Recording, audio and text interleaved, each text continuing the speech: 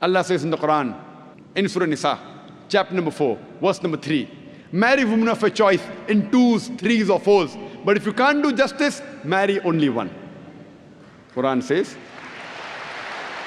marry women of your choice in 2s, 3s or 4s. But if you can't do justice, marry only one. That means only if you can do justice can you marry 2, 3 or 4. Otherwise, marry only one. Quran also says in Surah Nisa chapter 4 verse 129, it is difficult to be just between your wives. But don't turn away from them altogether. Many people think it is compulsory in Islam that you should have 4 wives. It is not compulsory in Islam to have 4 wives. It is optional. Marrying more than one woman is optional in Islam. It is mubah. But if you marry more than one woman, and if you don't do justice, then you're in problem. So if you marry more than one woman, you should be able to do justice between them.